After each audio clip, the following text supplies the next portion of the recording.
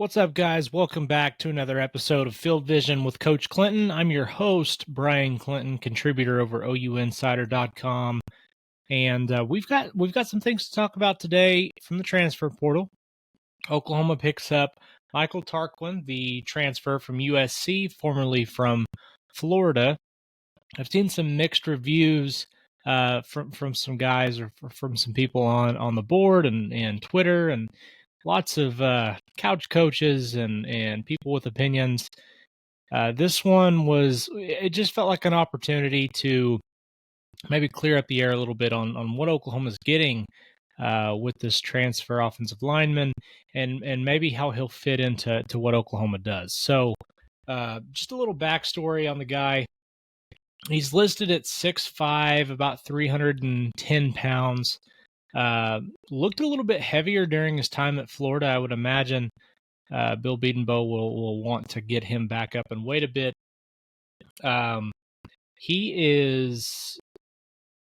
This is a guy that's had some really good stuff on film. He's also had some really bad stuff on film. So we'll just start there. Lots of highs, lots of lows for this guy. But we're going to start with some of the stuff that we saw from him at Florida, and this is the better film on Tarquin is from his time at Florida. So we're going to start here. The first thing I noticed, and I've got some notes here that I'll be going along with. So this is the season opener 2022. On this particular play, he was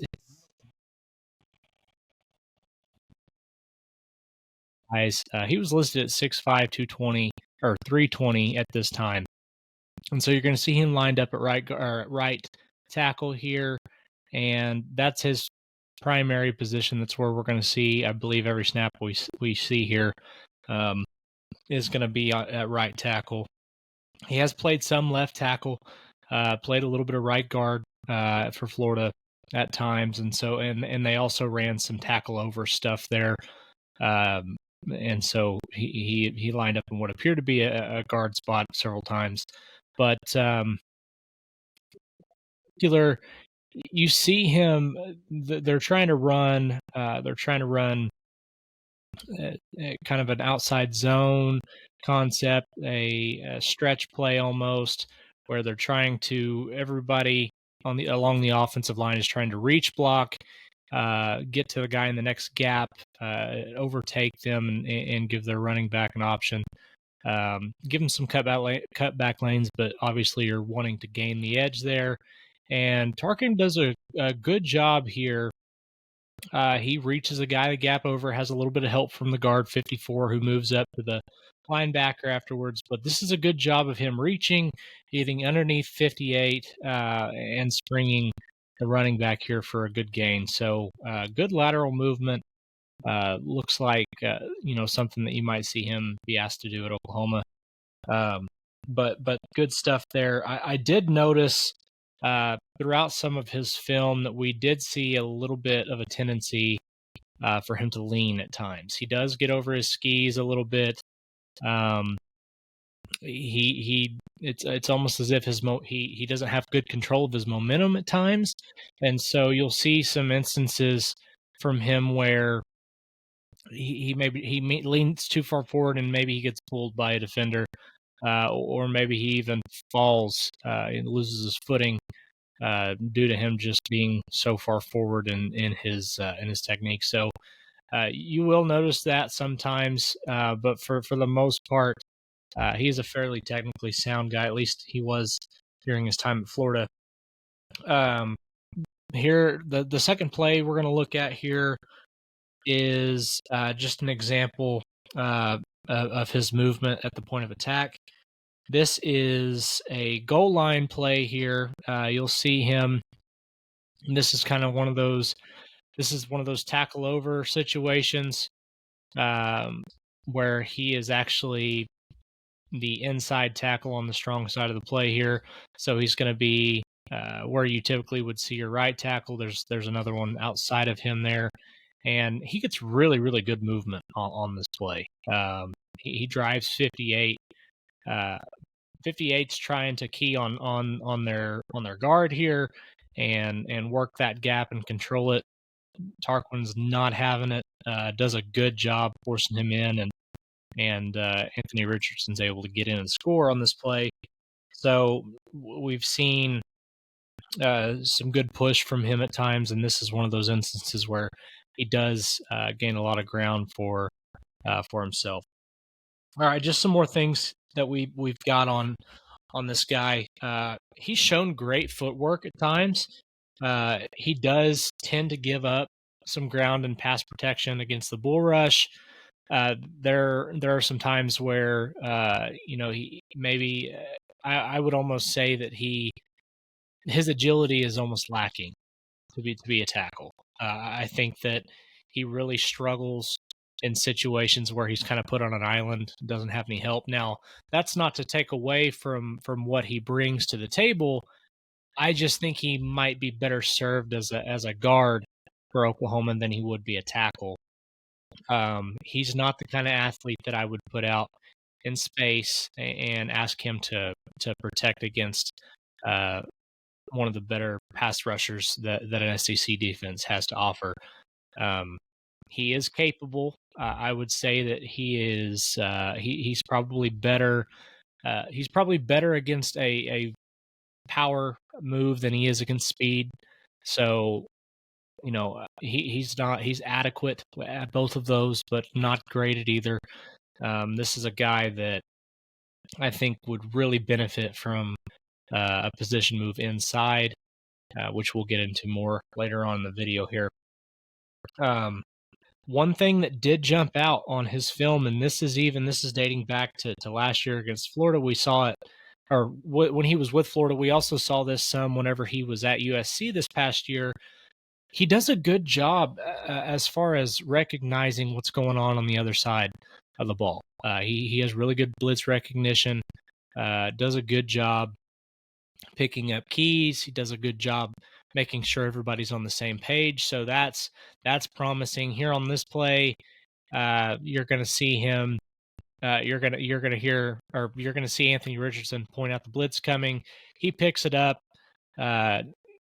Whatever switch or whatever check that they've got, you see him bark that over to the right guard, and everybody's on the same page. The ball is snapped. He does a good job taking the furthest outside threat and gives Richardson time to step up into the pocket and make a play. This is on 4th and 3, so this is big play in the game, and he's able to let that speed rush go too far upfield, keeps him out of the play. Anthony Richardson steps up and does what he did to help Utah, or to help Florida win this game over Utah. I liked that rep. That particular rep just kind of showed again his awareness, just how cerebral he is. Kind of knows what's going on. So good stuff from him there. In 2022, he played 132 passing block snaps, allowed just 4 quarterback hurries in that time. So no sacks, no pressures, just 4 quarterback hurries. And it's worth noting that he was Anthony Richardson's blindside tackle, with Richardson being a left-handed guy. This is somebody that he was protecting the backside of. So that's a good thing. Good stuff to know about the guy. Let's kind of jump over to 2023. Again, there wasn't a lot of stuff out there on Tarquin, so I kind of had to just dig through what I could find on the interwebs on YouTube, and we saw a couple of games. There was a couple of games that you could pick up. One was against Arizona, which actually ends up being the game. He gets benched in this game and then doesn't see the field in a meaningful way again until the last week of the season. So,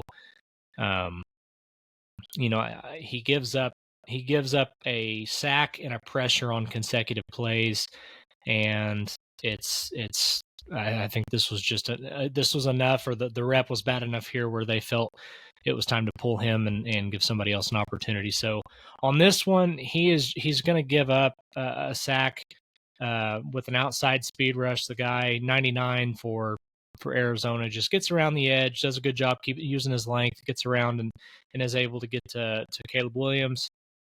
That's it's just an unfortunate rep. You get beat sometimes. That's one of them. And then on the very next play, he, again, as I said earlier, he's leaning too far forward. He leans on this one, gets too far over his skis, loses his balance, and 90 is able to have a really good rep, get around, and he bends and gets pressure on Williams. Caleb ends up getting out of this play and ends up living to play another down. But we see Tarquin leave the game after this. He doesn't come back, and you don't see him again until UCLA. UCLA actually is the worst. It's the worst game of his career. He had 55 pass blocking snaps, and he gave up 2 sacks and 5 hurries. So he gave up a total of 7 pressures. That's the worst game of his career against UCLA. I couldn't find a whole lot on that one. All I know is that's kind of the outlier. Whenever you look up and down his grades on PFF, that one sticks out pretty plainly. Sticks out as the worst game of his career. So, is it a confidence thing? Is it did he just all of a sudden fall off? I don't think so. We saw some other things. He certainly could use some work on his technique, but we did see there were some good reps on film from his time at USC. This goes back to the season opener against San Jose State. There were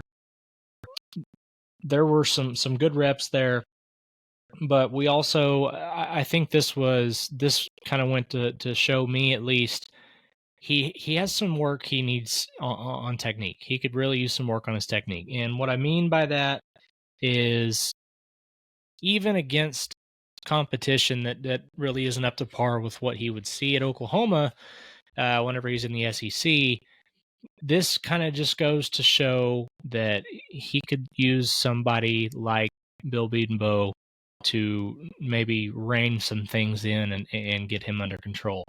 On these, we're going to look at 2 plays here. And these are, I believe, 2 plays apart. So you've got second down, I believe, just 2 plays after that.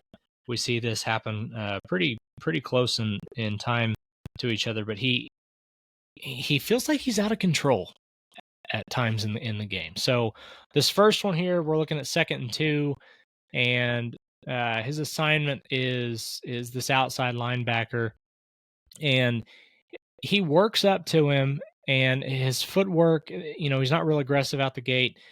He works up to the second level, and then it becomes a reach, and it's not a good rep. It doesn't look right. He's not breaking down and keeping himself in front of the defender. Luckily for him, the running back's able to stumble forward and find his way to a first down. But it's just not a good rep for Tarquin. And then, as I said, just a couple of plays later here, we see him work out on something. He's working up to the second level here. This is on an inside run, so there's nobody head up or inside of him on the line of scrimmage. So his next assignment here would be the linebacker, and he works up and he just misses. It's one of those situations where he gets upfield. He does a good job gaining control of the gap, but he doesn't break down. Like, his footwork is not in control, and the defender's able to slide right past him and blow the play up. So if there's a guy out there, if there's a coach that's going to be able to fix that, it's Bill Bedenbaugh. And I'd say, obviously, if they went after him 2 times in a row, 2 portal cycles in a row, obviously he likes what he sees. in this guy. And you know what's funny about it is you see reps like that, and then just later on, just not too long after that in this game, you see some reps where he shows some promise. Like this one in particular, this was one where I noted his strength, his ability to move guys. You've got what looks like maybe a 3 or 5 technique, number 50 here for San Jose State, who is keying on their on their guard, and Tarquin is responsible for moving him, and he damn near lifts this guy off the ground. With his initial strike, which is good. That shows his ability to use his hips, use his hands, good striking there, and get some good movement. Good rep. And then again, here's the awareness we talked about. Just not too long after that, we've got a blitz or what looks like a blitz coming from the top here, and the tight end picks up the outside guy. He brings the inside rush, or he takes on the inside rusher, and then they switch. He sees the endmost guy come free and switches off of it, and allows Caleb Williams to do what he needs to do to make this play work. So it's a work in progress. This is not your ready-made starter that just comes in and blows away the incumbent players there. This isn't somebody that's going to just immediately reshuffle the depth chart for Oklahoma. But I would say this isn't just a guy. I guess would be. I think that if you're bringing him in to be an offensive tackle, yes, he's probably just a guy, a depth piece, somebody that really isn't gonna do a lot to push himself past. I'm not going to put him over Spencer Brown. I'm not going to put him obviously over Jake Sexton at offensive tackle next year. But I do think with the needs that Oklahoma has at offensive guard, this is a guy that, despite not playing a ton at that position, I think that he is better suited for that position than he is at offensive tackle. So, in my grading, look, I'm not an NFL scout, but I've seen enough football. This guy's he's a C minus guy if you're looking at it from a letter grade standpoint. I've graded him. He's a 70.9 out of 100. Good awareness, does a good job in pass pro. Could use some work in his run blocking.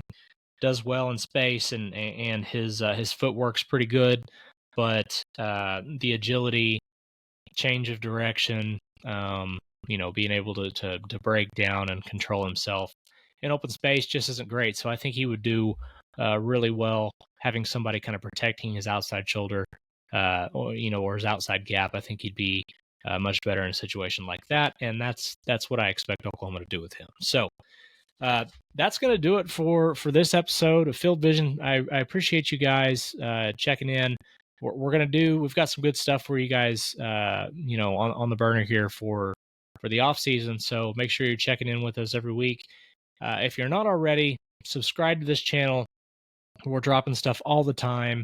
If it's not me, it's Jesse and I. Jesse and Parker do podcasts every week. Brody obviously is doing a fantastic job with basketball. And then obviously you've got Brandon and Parker dropping podcasts and information all the time. If you don't like YouTube, if you're not a YouTube guy, it's funny that you're seeing me here in the first place. But if you'd rather just read the content, definitely go and check us out over at ouinsider.com. There's always stuff going on. Thousands of users over there, plenty of Sooner fans to chop it up with. So do that if that's your prerogative.